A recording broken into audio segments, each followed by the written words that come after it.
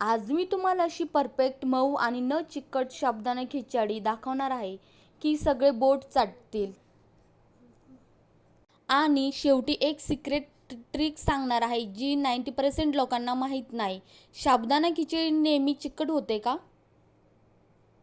नमस्कार मैत्रिणींनो, मी इथे रात्रभर भिजत घातलेला साबुदाणा 2 कप बघा किती छान मस्त मऊ भिजलेला आहे. त्याच्यानंतर मी कमी तिखट असलेल्या मिरच्या 6 ते 7 मिरच्या घेतल्या आहेत. एक बटाटा, मिरची छान कट करून घ्यायची. त्याच्यानंतर बटाटा छान बारीक कट करून घ्यायचा.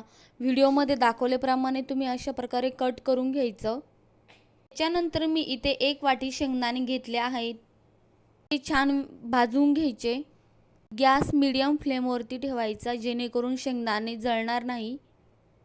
शेंगदाणे छान भाजले की साबुदाण्याला वेगळीच छान टेस्ट येते. त्याच्यानंतर मिक्सरच्या भांड्यामध्ये टाकून अशा प्रकारे शेंगदाणे बारीक करून घ्यायचे. जास्त बारीकही नाही, जास्त जाडही नाही. यानी साबुदाण्याला छान टेस्ट येते. त्याच्यानंतर कढईमध्ये 1 चम्मच तेल टाकायचं.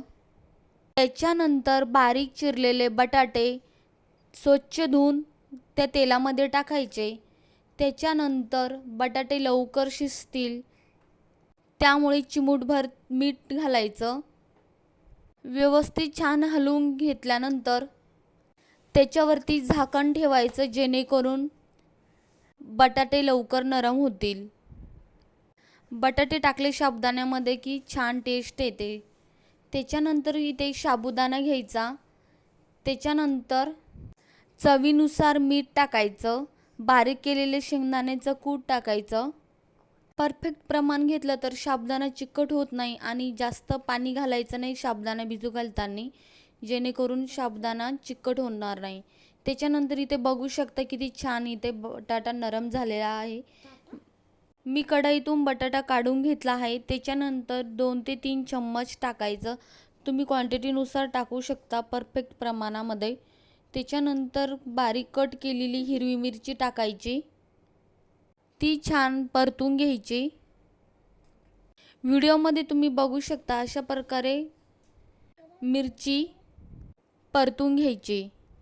विहान अँड आई व्लॉग या चॅनलला सबस्क्राईब केलं नसेल तर नक्की सबस्क्राईब करा. मिरची छान परतून झाल्यानंतर त्याच्यामध्ये साबुदाणा टाकायचा आहे. साबुदाणा टाकल्यानंतर छान मिक्स करून घ्यायचं. मिक्स केल्यानंतर इथे लगेच बटाटा घालायचा नाही. 80% साबुदाणा होऊ द्यायचा. त्याच्यानंतर बटाटा घालायचा. इथे मी 1 ते 2 मिनिटासाठी साबुदाण्यावरती झाकण ठेवणार आहे जेणेकरून साबुदाणा छान फुलेल. बटाटा घालायचा नाही. इथे बघू शकता साबुदाणा छान 80% झालेला आहे आपला. त्याच्यानंतर इथे बटाटा घालायचा. छान मिक्स करून घ्यायचं. मिक्स केल्यानंतर 1 ते 2 मिनिटासाठी साबुदाणा होऊ द्यायचा. बघू शकता वाव, इथे परफेक्ट साबुदाणा आपला रेडी आहे. व्हिडिओला लाईक करा, सबस्क्राईब करा, कमेंट करा आणि शेअर करा.